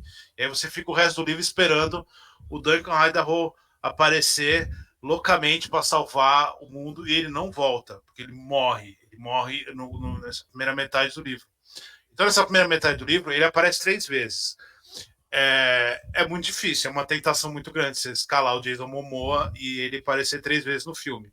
E aí você fica pensando, cara, e o Villeneuve foi lá e fez isso. Ele escalou o Momoa e ele aparece 3 ou 4 vezes no filme, porque ele rouba a cena, né? Ele é bem exatamente. Legal, Mas no livro também, ele rouba a cena. O Duncan, o nome do cara, né? Você lê Duncan Idaho, você fala, cara, eu quero esse nome. Pra situar mais ou menos, ele é tipo um super guerreiro da família Arthur, né? Tipo um super guerreiro, nice guy total, todo mundo gosta do cara, entendeu? Tipo, o Paul quando encontra ele, sai correndo e abraça. No segundo filme tem uma fala, cara, que eu acho muito legal, que o Paul senta na frente do... Estão ali vendo quem é um traidor, né? E aí ele fala assim, Duncan, é o seguinte, onde você tava? Aí ele fala assim, pô, cara, eu acho que você tá desconfiando de mim, não é verdade isso, né? Aí ele, não, me fala onde você tava. Ele falou assim, ó, seguinte, mano, eu era um cara jogado lá, tava pra morrer na mão dos Harkonnen, teu pai foi, me tirou e eu virei um super soldado, eu virei um Duncan lá, que é tipo uma classe, eu virei o melhor soldado pra proteger com a minha vida o seu pai. Você não pode estar fazendo isso comigo. Aí ele pede desculpa e tal. Então tu vê que ele é um personagem. E assim, cara, Mas é incrível. é incrível. O Paul tá fazendo alguma coisa. Se alguém Personagem levantar a mão, o Duncan já tá do lado, já com as espadas, já, porque ele é. Só que assim, cara, eu não sei exatamente. Eu ouvi dizer que ele volta como clone. Ele Ah, volta. tá bom. Depois dos Tá bom. outros livros. Então ele é Então, importante. tu deu um spoiler, eu dei um contra-spoiler. Não, ele é importante. Ele Ah, morre. eu não sei o No que ele livro faz ele morre depois. muito rápido. Só que aí no segundo livro é focado muito mais numa série de outras coisas, uma série de outras dinâmicas, e aí ele volta como um clone. Acho que no segundo ou terceiro livro ele volta com uma experiência e tal, um negócio mais A complexo. gente tá Então, assim, ressignificando o conceito de spoiler aqui hoje. É. o que eu tava falando é o seguinte: esses três personagens, a Shane, o Duncan Idaho, ele morre no livro, e aí você. O Stilgar e a Shane, eles não têm a importância que eles têm na primeira parte do livro, quanto eles têm na segunda parte do livro. É Na verdade. segunda parte do livro, o foco da ação é Exatamente Paul, onde eles a estão, mãe, né? o Stilgar e a Shani. É o foco deles, são esses quatro personagens. Então, assim, o Villeneuve ele teria essas duas opções: de forçar a barra e enfiar a Shani lá no meio, como, sei lá, enfiada dos Freeman para ter um olhar com o Paul e ter uma paixãozinha, ou ele seguiu o livro. E ele segue o livro. E é isso. Ela tem uma importância muito grande, mas não nesse momento. Nesse momento, ela é uma visão, ela é Só, é. algo. E Dá o outro. Stilgar, ele é um cara que não fala. Ele não é um personagem que fica. Ele é um cara ele é extremamente pragmático. Ele tem que ser pragmático porque ele lidera um monte de gente. E é uma religião pragmática. Então ele é um cara pragmático. Ele não pode. Ele, Então não vai mudar. Para não mudar isso, você vai sacrificar uma grande, né? Uma grande presença do personagem e vai sacrificar. Paciência. ele fala. Coisinha, Usando uma o referência que personagem vocês do. usaram mais cedo, o do Game of Thrones, que no Game of Thrones rolou um pouco isso, né? Que o terceiro e o quarto livro são, tipo, mesmo momento por visões diferentes. Aí quando você chega na série, Sim. coloca tudo junto, porque era mais fácil fazer. No caso do Duna, não. Ele prefere ir livro por livro, mesmo não sendo momentos diferentes, né? Tipo, mas você Sim. poderia tentar agrupar ali Sim. pra ter os personagens. Mas ele fala, não, não quero. É uma escolha do Villeneuve. O Villeneuve segue o livro. O Gurney Halleck, o Josh Brolin, tá a mesma coisa. Ele tem uma importância nesse filme. E ele some. Se você não vê, se não continuar, você não vai achar que é um buraco. E não é. Ele tem uma importância muito, muito, muito grande na outra parte. Então, assim, o Villeneuve ele só foi fiel. Ele seguiu, de fato, ele foi fiel ao material. Independente dele fosse sacrificar uma presença ou não, um cara do Oscar ou não, ele foi fiel ao material. Ponto. Ele queria fazer. Ele tentou ser o mais fiel possível. É óbvio que ele teve que sacrificar algumas coisas. Por exemplo, o clímax do filme não é no final. O clímax do livro é no meio do filme. Então, no meio do filme tem um clímax gigantesco, uma guerra, uma batalha, as pessoas morrendo e tudo uma mudando. Transformação, né? O meio do filme é de uma transformação, né? E aí o clímax do filme é uma transformação emocional e mental do Paul, não é a ação. Assim, é o que tá no livro, ele só foi fiel. Assim, doa quem doer, mas a consciência do cara tá limpa, tá ligado? Ele vai dormir, Sim. o Villeneuve vai pôr a cabeça no travesseiro e falar, cara, eu fiz um filme fiel parece que ele teve muito cuidado ao material. Muito cuidado pra não ser... Até porque eu acredito que o pessoal que é fã do Duna já é um tipo de nerd mais chato do que do Star Wars, porque é um nicho menor ali. Então ele deve ter aqueles ciúmes do universo dele. E fazer isso virar mainstream, tem gente que podia criticar por besteira, mas eu não vi essa crítica, porque ele realmente, de fato, pegou o filme, o livro e transportar pros... Eu gosto, assim, tipo, eu acabei de ler o livro, fiquei olhando pro livro falando, pô, eu acho que esse é um dos melhores livros que eu li na minha vida. É real. o que eu falo mesmo, é verdade. E eu fiquei com eu só não fiquei com receio porque era o Villeneuve, porque era o elenco, era Tudo para aquele certo, elenco e né? tal, exatamente, você acaba confiando. Eu nunca imaginei que o Villeneuve ia fazer Star Wars, sabe? Eu imaginei que o Villeneuve ia fazer Blade Runner, não Star Wars. Então eu sabia que existia a possibilidade, e aí me satisfez por causa disso, porque ele está fazendo algo, né? Ele está fazendo o livro ali, ele está tentando ser fiel ao material. Que também é assim, né? Se você quer fazer, você quer pegar um dos maiores livros da história da cultura pop e você quer destruir o material, não tem sentido, né? Você vai história, ser né? fiel, porque tem um monte de livro aí que você pode bagunçar, sabe? E ele tá querendo fazer o dele. Eu acho legal, isso eu acho uma qualidade enorme, né? Além de que, né, o Villeneuve é um cara que, cara, ele já tá num outro patamar, assim, ele tá fazendo com uma facilidade coisas muito difíceis com uma facilidade enorme já. Tem um diretor de Então, filme de filmes hominho aí que dele tem que aprender isso, né?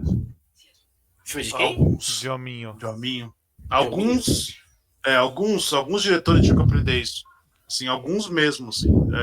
O Villeneuve já chegou num lugar de fazer coisas simples, sabe? Tipo, às vezes ele quer fazer um diálogo, ele faz um diálogo mesmo, tipo, câmera contra plano detalhe, deixa o ator fazer o que tem que fazer, deixa a cena, plano aberto, sabe? Um negócio assim que você aprende lá na escola de cinema, lá no Você aprende na aula de jornalismo até. Não precisa nem ir pro cinema. Plano americano, né? E isso não quer dizer que é ruim o filme, que é simples o filme. Não quer dizer que às vezes tem cena que precisa disso. Tem cena que não adianta você tentar fazer algo grandioso, a câmera rodando. Não, às vezes você só quer ali. A cena do Paul com a Bene Gesserit lá, que ela faz o teste nele, é um plano contra plano, plano Sim. contra plano, plano detalhe, aí volta plano detalhe na mão, plano contra plano, ela fala, ele sente, e aí ela começa a falar, e aí ele fica nele porque ele tá sofrendo, e é isso daí, a cena é essa. Aí fala da Jéssica, aí corta pra Jéssica lá fora, quer dizer, é uma objetividade. O Villeneuve chegou nesse momento em que ele já consegue fazer isso com certo estilo e não precisar ficar fazendo essas peripécias, maluquices, Zack Snyders, etc. Entendeu? Já dá pra fazer o mais simples e Aquela funcionar. sutileza E funciona, mas bonita da funciona. simplicidade. E aí, exatamente. eu queria mudar um pouco o rumo, mas falando ainda, claro, de tudo que a gente tá falando, queria fazer uma pergunta pro Fox agora. A outra pergunta aí pra você, se Star Wars se Duna é Star Wars pra adulto. Aí tem outra pergunta de canalha que o Vini colocou aqui. Se Duna é um filme sobre White Savior?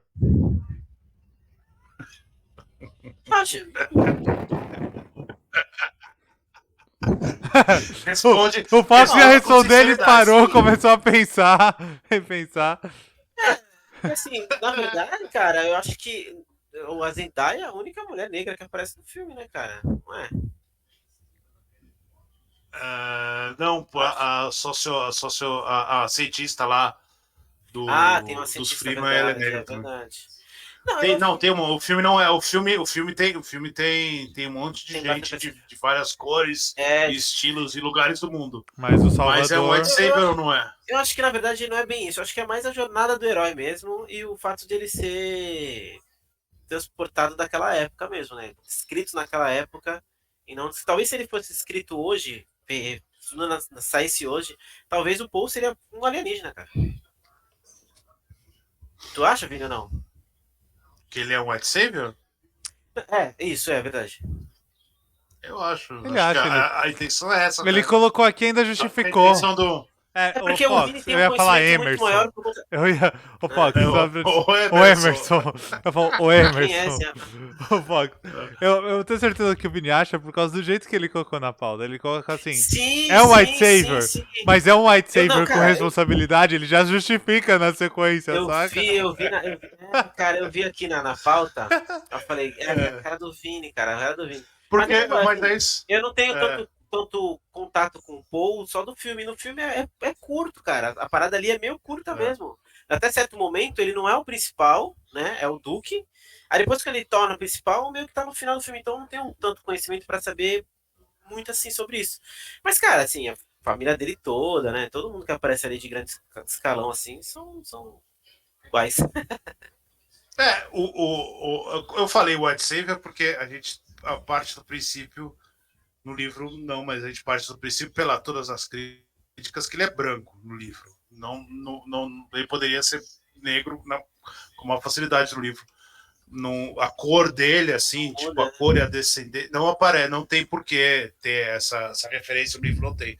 Quando eu falo White Savior, é no sentido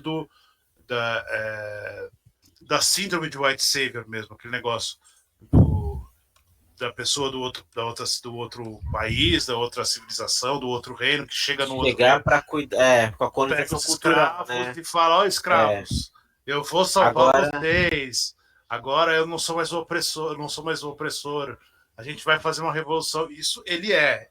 Então, e aí eu vejo isso muito contra o lance da América, né, cara? Entendeu? É o caso da América, porque fica claro mais ou menos que o Vladimir, né? Pô, ele era o cara que tava tomando aquele lugar, explorando aquela galera toda, e ele sai para chegar os Estados Unidos, entre aspas, né? E aí ele chega com esse mesmo, né, como o Vini falou, galera, agora mudou tudo aqui, eu vou salvar todos vocês, por que vocês não são livres, por que vocês não vêm fazer isso e aquilo? Mas aí que tá, cara, eu não, assim... No momento seguinte, ele já tá explorando eles, essa exatamente. É exatamente. O pai do Paul lá, ele fala, não, ó, que legal, a gente vai ser amigo, mas eu vou continuar explorando vocês, tá? Vocês aí, assim, ele deixa bem claro, que ele fala assim, né, esse Stilgar, que é o personagem que a gente tá falando, agora. Ele é um personagem muito interessante, né? E aí ele chega assim na sala, todo mundo assim e tal. Ele chega, olha pro cara assim, cospe no chão. Aí todo mundo, porra, cara, mal folgado, que porra é essa? Aí o Jason Momoa, o Duncan, fala assim: ó, não, cara, na verdade, ele fala assim: ó, não, na verdade ele tá jogando a água do corpo dele no chão, e isso é um sinal de respeito. De respeito. E o Duke olha assim, cospe também, né? Fica meio estranho. Mas ele fala exatamente isso. Ele fala assim, cara, ó, é o seguinte, eu já tive um explorador aqui, e pra mim a única diferença é que mudou o nome. Entendeu? Aí ele, eu quero que vocês fiquem aí, eu vou ficar aqui e fim. Aí o Duke fala assim, não, é o seguinte, eu tô aqui porque o imperador me colocou aqui, e eu não vou te prometer isso, porque eu não sei os interesses amanhã. Aí o fica naquelas, né? Então, ou seja, como o Vini falou, tô aqui em paz, mas se eu precisar, eu vou explorar. Eu vou também. Lá, eu vou tirar. Mas o pouco que eu sei do Paul é que ele se transforma numa parada completamente diferente mesmo. Então, eu não sei até onde vai isso, porque o Duke também é uma parada meio curta também, né? Mas ele é o White Savior, é isso que é legal. O Paul é o White Savior e ele tem um. Ele é verdade. Ele chega a ser, né? Depois que ele é, as coisas mudam, né? Então. E aí, depois que ele ele percebe, ele meio que olha no espelho e fala: eu sou White Savior, eu sou um babaca. E aí ele começa a entrar num outro rolê de que ele não é o White Savior, mas aí ele se torna uma coisa pior ainda, né? Então. Ele se torna um negócio mais maluco ainda. Mas eu acho que o Herbert fez uma crítica a essa ideia de que do White Savior mesmo, da ideia do eu sou tão superior a vocês de que eu vou salvar vocês. Eu compreendo mesmo vocês, sendo, né? Eu não sou como eles. Eu acho que ele fez. Isso é uma crítica. Mas acho que isso é uma crítica mesmo. É o White Savior ou é a América? Eu ia fazer essa pergunta. Ou é a América? Não, assim, vamos salvar seu povo. É as duas coisas. De certa forma, as duas seria coisas. Mais ou menos assim. Eu sou. A crítica seria mais ou menos a referência, a metáfora, sei lá, seria a analogia. Seria assim: o meu pai tem uma fazenda de cana-de-açúcar que tem 200 escravos. E aí, o meu pai morre, e aí um cara entra nessa fazenda e toma a fazenda do meu pai, e eu fico lá sozinho na fazenda. E aí eu resolvo: não. Eu vou libertar esses escravos. Aí liberta os 200 escravos, anda para o lado, faz uma fazenda e fala: bom, agora eu mando em vocês são os meus companheiros Só que aí, como ele é messiânico, como ele vira um Messias, os 200 passam a enxergar ele como um líder daquilo. Então, o que ele faz é nesse sentido, assim, entendeu? Isso pela sua muito experiência, complexo. eu acho mais até ainda o que o Fox falou do América do que pela sua explicação. Porque quando fala White Savior, eu imagino, tipo, a Rafa Kalimann indo pra África, fazer missão, abraçar a Eu vejo criancinha órfã e tudo mais. Quando... Mas eu contei a história do Duna agora, não é uma metáfora. Isso é o que acontece no Duna. Não, eu sei, eu entendi. exatamente. Eu sei, eu Entendeu? entendi. Então, a questão... E aí quando por isso que eu tô fala... falando. Por isso que eu tô falando que eu associo isso mais sem assistir, tá? Eu tô falando que eu tô entendendo a partir Sim. do que vocês estão falando. Eu associo mais, por exemplo, a invasão americana no Iraque. Do que a um White Savior propriamente, entendeu? A primeira coisa que eu bati foi isso. Vamos falar, não cheguei a pensar nessa forma mais complexa porque eu não sei como termina o enredo do Paul. Eu não sei como termina. Eu sei de algumas coisas que acontecem ali que, cara, por exemplo, eu cheguei a ver um rapaz falando lá, não lembro que coisa sobre podcast, que ele fala assim, ó, eu sou um genocida. Aí eu acho que o Duncan fala, não, tu não é um genocida. Ele fala assim, não, eu sou um genocida. Aí ele cita, Stalin matou tanto, Hitler matou tanto, aí ele cita um nome lá, matou tanto, que não existe, na verdade, e ele fala, pô, mas eu exterminei planetas, eu explodi muito mais gente. Então ele se compara com essas pessoas. Então, assim, essa parte mais filosófica, para fazer um detalhe legal do personagem, eu não tenho experiência. Eu vi ele no começo como América, a invasão da América no Iraque, a invasão da América Não, mas os cultural Harkonnen... Oi? Os Harkonnen são América. Não, eu vejo os Harkonnen como União Soviética. Eu vejo muito mais como a União Soviética. Desculpa. Os Atreides são América. Exatamente. Isso não tem a dúvida. Os Atreides são América. Só que o Paul não é Atreide. Não é Atreide? Ou ele deixa de ser Atreide. Sim, quando ele vira quando ele vira o Muad'Dib. Ele vira Paul Muad'Dib. Então ele deixa de ser América. Por isso que eu falo que ele é o White Savior. Por isso que é uma discussão que todo mundo tem no livro e tal. E no filme o Villeneuve faz exatamente isso. Assim. Ele talvez seja ele é um americano que se torna um herói. Tu não acha que é tipo, mais ou menos uma colonização cultural de uma forma mais religiosa? Porque quando ele não, se torna... porque ele entra na religião deles. Então. Ele não, ele não introduz... Aí não introduz a dele. Não, ele se descobre.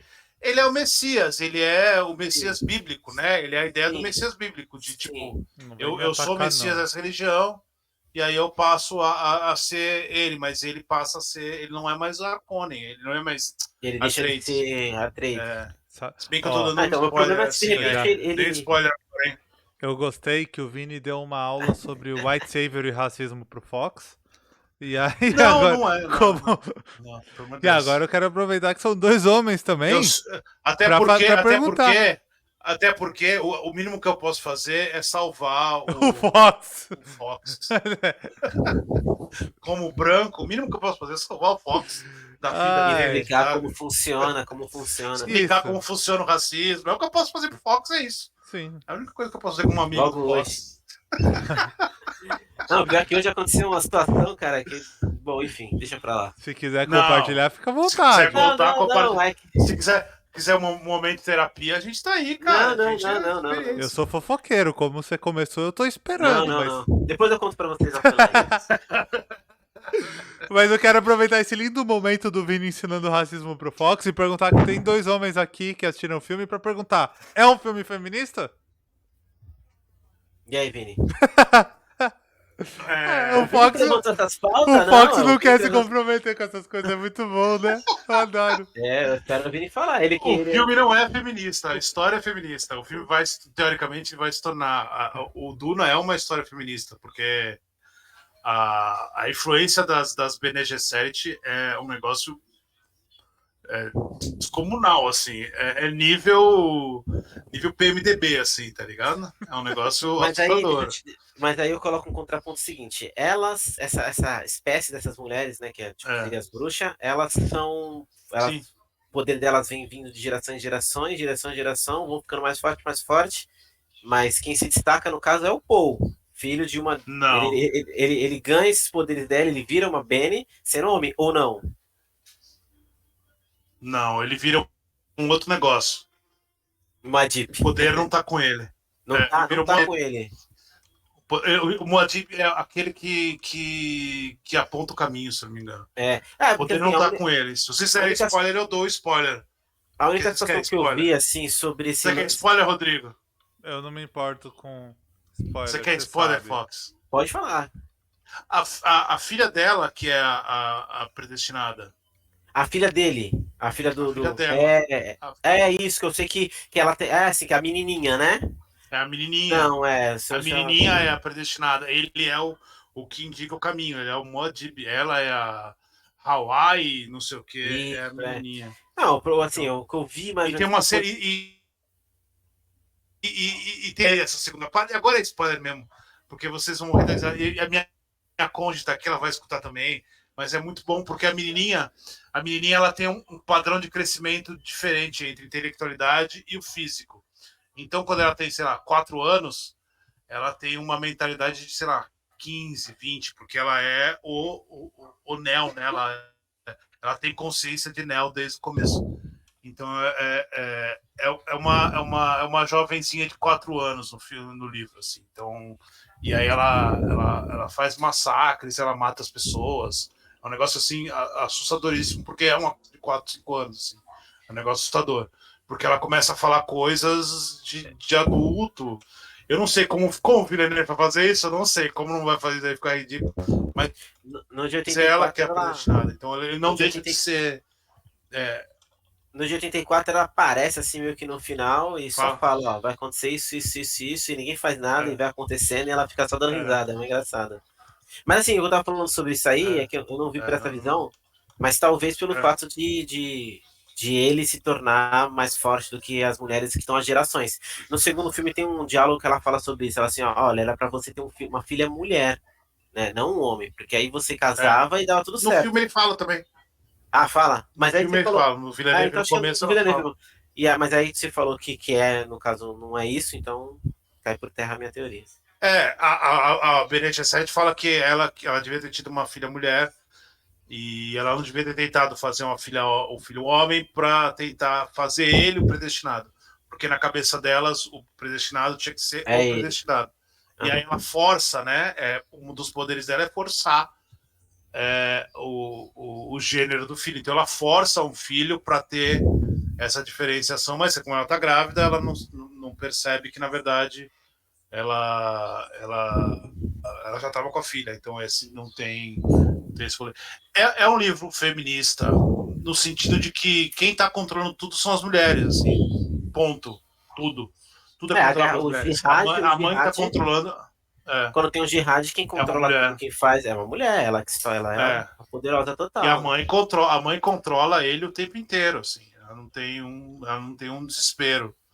Ela tá fazendo tudo no controle dela, assim. E aí você vai percebendo que as Bene Gesserit estão colocando tudo ali. E aí a Shira, sei lá, ela tem um papel. Tem um papel super importante depois e tal. E tem a filha, e tem a princesa, a filha do imperador e tal. Então, assim,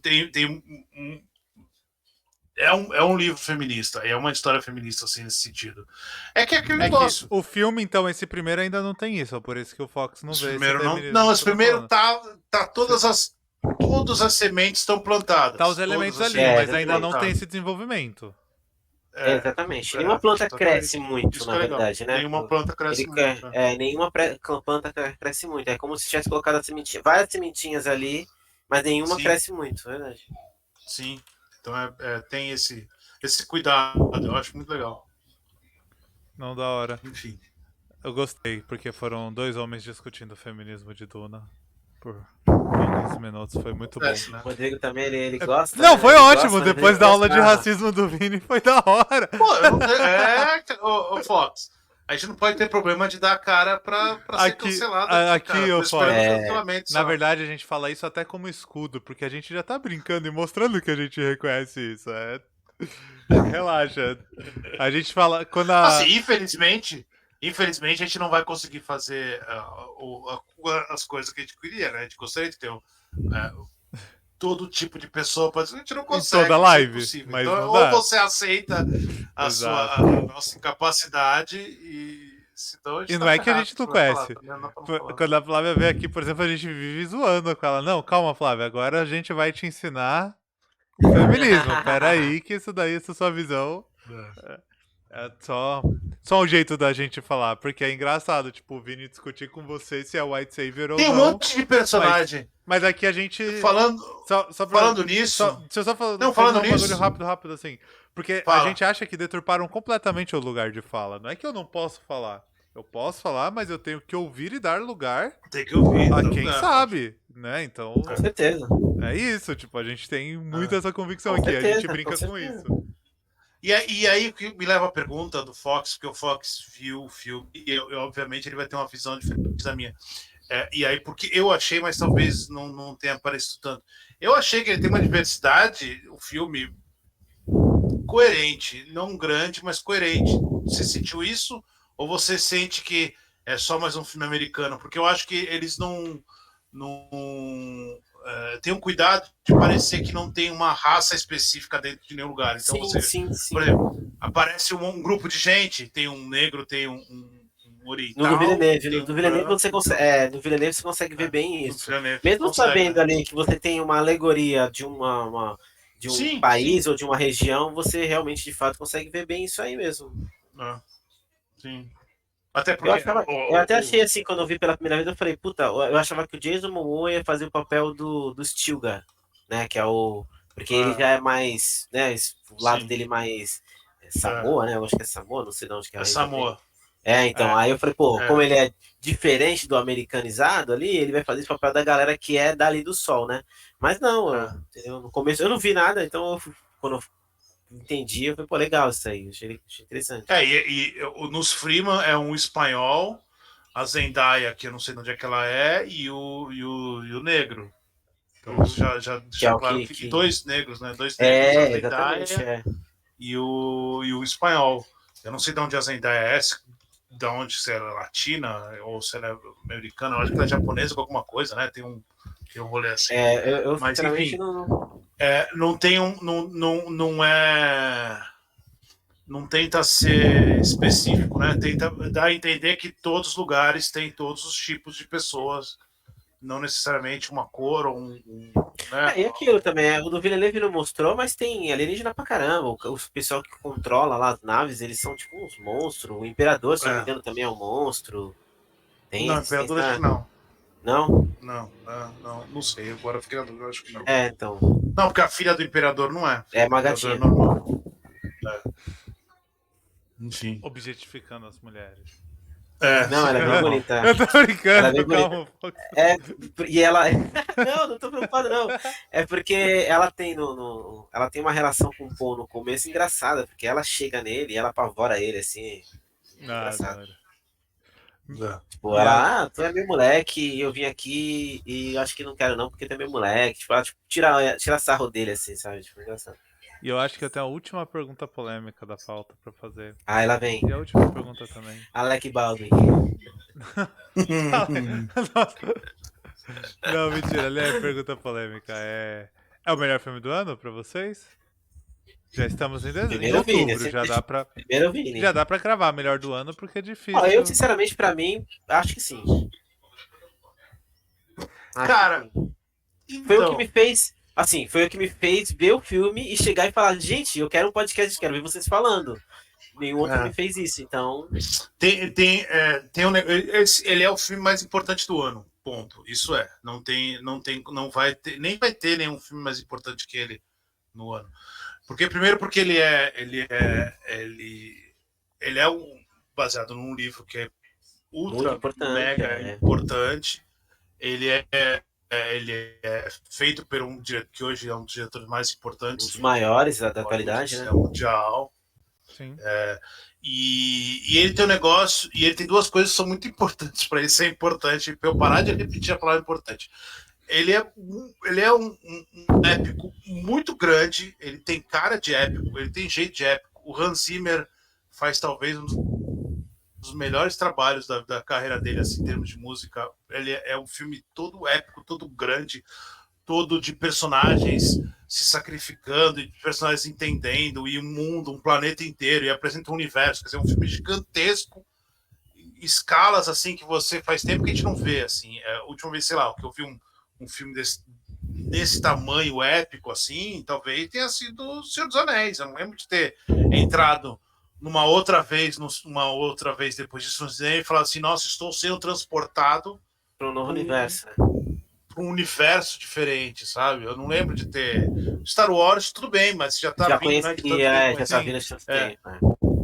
tipo, essa sensação acho que eu tive com o Senhor dos Anéis e agora com o Duna, porque é um trabalho impecável, é um trabalho de direção de arte impecável, fotografia impecável, é tudo muito impecável, é tudo. Se é o melhor filme do ano ainda, até agora, talvez até seja, agora ele já seja, mas tem mais filme para estrear, então tem o West Side Story, tem um monte de filme que pode ser, mas hoje ele é, mas mais importante que isso, eu acho que ele é o filme que as pessoas vão ao cinema ver É o mais cinema do Duna. ano, né? E aí eu acho que no momento que a gente está tentando, que o cinema está tentando criar essa retomada, né, entender que existe a possibilidade, que existe o filme. Pós-apocalipse, né? O filme que tá fazendo todo mundo sair, né? É o Duna que vai fazer, vai mostrar que só um comentário, tá tocando. Cinema tem jeito. Você falou mal de Star Wars, tá tocando I Love You, I Know. Porque o Thales Ramos acabou de nos dar um sub. Obrigado, Thales. Valeu demais. Aí sim. E sempre toca essa frasezinha quando então temos ele um novo sub. Então ele é o maior filme do ano por causa dessa ideia de retomada, e eu acho que ele é o exemplo daquilo que eu tenho falado há um tempão. Eu falei num monte de lugar, eu falei domingo, eu participei de uma live com o pessoal do Estúdio Buzz lá, eu falei a mesma coisa. O cinema hoje, ele tem um novo paradigma, e esse não é o paradigma do cinema, ele passa justamente pelo Duna, por esses filmes. Eu não acho que vai ter espaço para filmes menores e médios ficarem disputando espaço nas salas, né? Esses aí eles têm os lugares do streaming, eles têm os lugares. O cinema vai ser um negócio de evento, de tipo, esse jogar para cima, o filme, né? Que vai atrair, exatamente. O Duna ele demonstra isso, eu sou um filme épico, eu sou um filme que vocês não vão esquecer, eu sou um filme gigantesco, olha o meu elenco, olha tudo. É o famoso. Vou ter que ser lembrado no Oscar, cinema, vou ter né? que ser. Né, o famoso esse é pra ver no cinema e tal. Esse é pra ver no cinema, assim, eu acho que você também, mas eu sempre achei isso uma bobeira. Pra mim, todos os filmes são ótimos no cinema, mas você falou agora, isso mesmo, é um filme que... Filme evento, né? Ele é o primeiro filme evento ele é o que o Nolan achava que ia ser aquela... Com o Tenet, né? O Tenet, perfeito. O Tenet tinha certeza absoluta que ele ia ser o filme da retomada. Ia ser o carregador. Um ano antes da retomada, ele achava que ele ia ser o filme da retomada. Sim. Tipo, 1 bilhão de pessoas morrendo por dia nos Estados Unidos, ele achava que ele ia ser o filme da retomada porque é um imbecil. Mas ele não teve a humildade de fazer... Exatamente, ele não teve a humildade de fazer o que o Villeneuve fez. O Villeneuve aceitou, foi pra frente, foi pra cá e tal. E ele ele vai ser o filme da retomada. Ele vai ser o filme que as pessoas falam, o cinema voltou no Duna. Acho que daqui a uns anos. Eu acho que já está sendo, né, o filme da retomada. Tipo, olhando do momento, olhando de dentro da situação. É o filme que as pessoas estão vacinadas, estão vendo um nível de controle de sair para os cinemas dentro de certo nível e estão indo. O seu caso, por exemplo, foi o primeiro filme que você foi, não foi? Primeiro filme que eu fui ver, 2 anos. Exato, depois de 2 anos. Quase 2 anos. Você foi ver, foi o Duna. Eu tô vendo aqui no box, ele ainda não é um dos filmes mais vistos, mas porque ele estreou há pouco tempo. Acho que tá em 41 milhões. Não é muito, mas também é um filme que estreou junto com o streaming. Aí, mas assim, tem o 007 também, cara, mas acho que... Entendeu? Eu fui ver Duna, mas não vi 007. Mas eu acho que o 007 não... O 007 vai ser um filme evento. O 007 vai ter que criar um cinema e tal. Não chegou a ser como o Duna, né? Mas ele é também um filme exatamente, evento. mas nesse caso, o Duna não, porque o Duna envolve... Tem o Villeneuve. Mais complexidade, né, cara? Não, acho que ele vai ser... E eu acho que se Se a academia for inteligente, ela vai pôr, 15, sei lá, 15 todas as categorias. indicações possíveis. Porque vai chamar a atenção. Se o Oscar quer essa atenção, ele vai dar essa atenção, pro Duna, que merece, né? Pô, tem um monte de Merece, coisa cara. ali que não tem, Sim. não é pouco ali. É no mínimo umas 10 categorias. Mas acho eu umas 10 chuto. categorias por aí, cara. Se não for O mais, elenco cara, não tem. se não for mais. O elenco não tem muita chance, ela tem chance, a Rebecca Ferguson. Enfim, eu acho que ela talvez tenha mais chance, porque ela é onde tá as pessoas mais reparando nela. Porque acho que cada um foi reparar ali nos mais estrelão, e ela tinha uma estrela menor, mas ela que brilhou bem. Ela é incrível. Né? Ela é incrível. Sério mesmo, procurem a carreira da Rebecca Ferguson. Ela fez o último filme dela. Vamos ver, eu vou te falar os filmes que ela fez procurar. aqui. Ela fez. Os últimos filmes que ela fez foi Missão Impossível 8 e Missão Impossível 7, que está em pós-produção. Fez Doutor Sono. Doutor Sono, ela é a Rose, que ela tá incrível no filme. Ela fez O Menino Que Queria Ser Rei, que é aquele filme em inglês, que é do mesmo diretor do Assalto ao Quarteirão lá. E... Cara, de verdade. Ela não fez muita coisa, mas ela chegou muito rápido, né, cara? Ela fez muito filme, muito rápido. Sim. E ela tem minha idade. A curiosidade é essa. Ela é mãe do Paul e ela tem 12 anos só mais que o Paul. A atriz. Ela tem acho que a cara da Bene Gesserit, assim, é ela, assim, né? Ela é incrível. Muito ela talvez tenha uma indicação aí e tal.